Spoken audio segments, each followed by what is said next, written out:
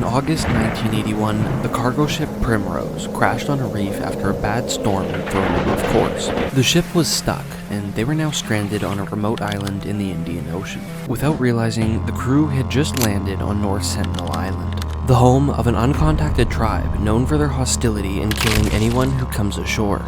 This is North Sentinel Island.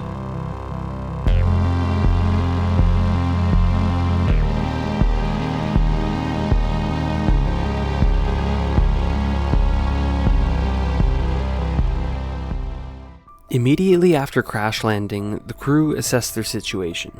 Their ship was stuck firmly in the coral reef, and when the tide went out, the ship was practically out of the water, and was unlikely to go anywhere. North Sentinel Island is located in the Indian Ocean, and is a part of the Andaman and Nicobar Islands, which is an archipelago of islands claimed by India. The island, which is almost the exact same size as Manhattan, is a tropical paradise. The crew of the MV Primrose had run aground here after being battered around by a storm on their way to Australia. And although stuck, the 31 crew aboard the MV Primrose could have been stranded in a much worse place. Or so they thought. Upon figuring out where they actually were, the crew changed from inconvenienced in their journey to now being terrified.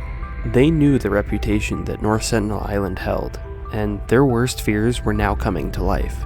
Also known as the Island of Death, North Sentinel Island is home to the Sentinelese people, an indigenous tribe that only inhabits this island and has for thousands of years, isolated from the rest of the world and extremely protective of the land that they call home. So protective from outsiders, in fact, that they are willing to use lethal force on anyone intruding before even attempting to negotiate. After spreading word that the crew were stranded on an island with a hostile tribe, they locked down every door and every hatch. The exact same day that the ship had run aground, they had began noticing faces in the tree line, watching their ship from the distance. And only 2 days after crash landing, the captain of the Primrose sent out a panic distress call as 50 islanders armed with bow and arrows surrounded the shipwreck. The captain begged for rescue as well as firearms to help protect themselves from the people on the island. The Primrose crew stood guard for 24 hours, armed with axes and flare guns, while they waited for a rescue party to come and save them. Thankfully, the intense waves around the ship prevented the Sentinelese from approaching on their canoes. And after roughly a week of being stranded, the crew on board were finally saved via helicopter, who were airlifted to safety. This wasn't the first time people had ended up on North Sentinel Island, whether on purpose or by mistake, and it also wouldn't be the last. But it leaves us with questions. Why are the Sentinelese so hostile to visitors? And why do they continuously refuse contact with the outside world, despite multiple attempts? Well, in order to find the answer to this, we have to go back. The Sentinelese have inhabited this island for an estimated 60,000 years. Having long been isolated from the rest of the world, they've developed their own culture and language. It's likely they grew accustomed to their isolation and have been long wary of any foreigners appearing on their island. The first ever recorded mention of the islanders was in 1771, when a ship had noticed lights coming from the trees in the distance, but they never actually went onto the island to check them out. Many years later, the first recorded visit to the island would describe the Sentinelese as naked islanders who were catching fish with bows and arrows. During these visits to the island, there was never any recorded deaths from the Sentinelese, and although not all of the interactions were positive, there was never any indication of murder. However, things would change in 1880 when an effort to establish contact with the islanders would turn sour. A Royal Navy officer by the name Maurice Portman, who was the colonial administrator for the Andaman and Nicobar Islands at the time, brought a group of armed Europeans, as well as some people from other tribes who they had already befriended, in order to make a proper attempt at contacting with the Sentinelese. Upon their arrival on North Sentinel Island, the Sentinelese fled into the tree lines, trying to avoid any kind of contact with the men who had just arrived on their shores. Maurice and his team were adamant, though, about making contact with the tribe, and spent the next several days searching the jungle for the Sentinelese. After much searching, they had managed to come across some small villages, all of which were left abandoned. It was as if the Sentinelese were trying to make every attempt to avoid contact with these foreigners, even going as far as abandoning their homes and fleeing into the jungle. Later, after much more searching, they had managed to capture an elderly man, a woman, and 4 children. Essentially abducting these Sentinelese people, his goal was to bring them to Port Blair in order to study and catalog them as a wider part of the British Empire's goal to learn about different indigenous populations. However, upon arriving in Port Blair, the adult Sentinelese fell ill, likely due to the fact that they were now exposed to diseases in which they had no prior exposure or immunity to. Both of the adults ended up passing away before they could properly document them as they had intended. The 4 children were then returned to the island, along with a pile of gifts, in hopes of patching their relationship between the Sentinelese people. Now, currently, there is only an estimated 30 to 200 islanders on North Sentinel Island, as we don't truly know how many of them there are.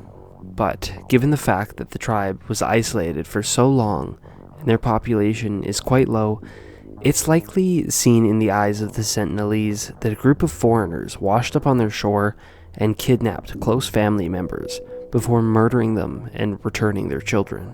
It was after this incident occurred that the Sentinelese people likely became hostile towards any outsiders, fearing also being kidnapped or murdered, and have since remained this way for hundreds of years. Nearly 16 years after the visit from Maurice Portman, a convict had escaped after being marooned on a nearby island using a makeshift raft, and he ended up landing on the beach of North Sentinel Island.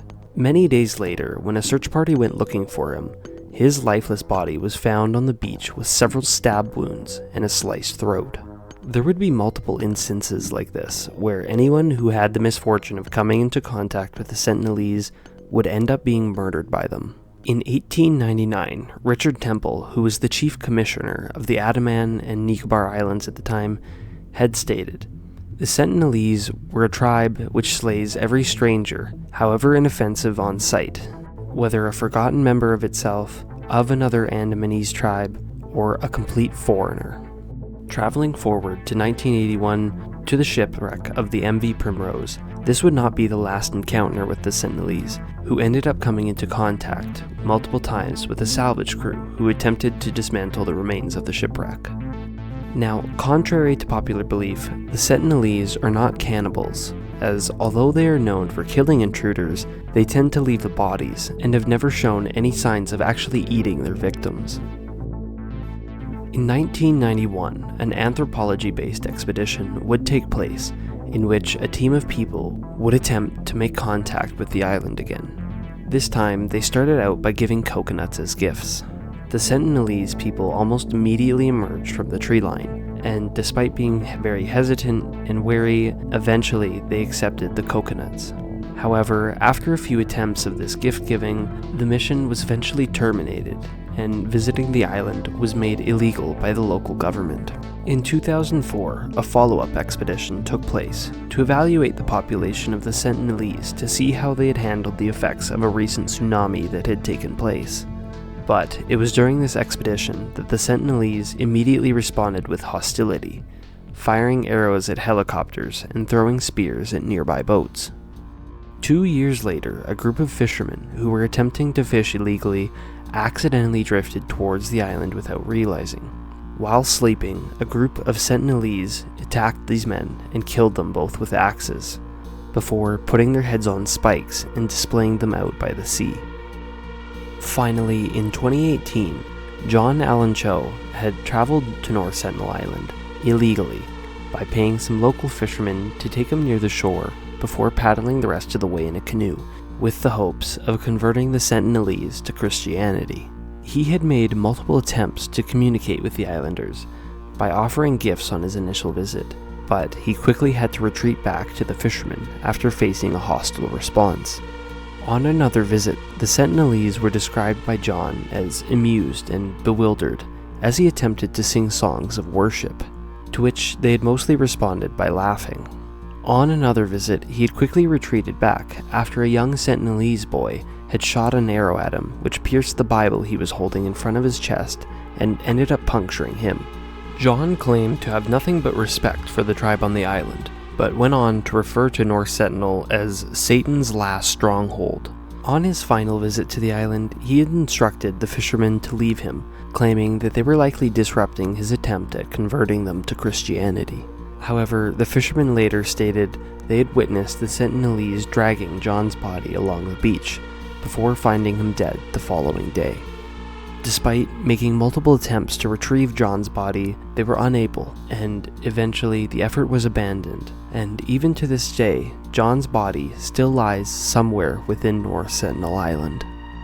Although we may never truly understand why the Sentinelese people continue to refuse contact with the outside world, the Indian government has respected their wishes and maintains a strict surveillance and protection surrounding the island, ensuring that they are kept isolated from the outside world.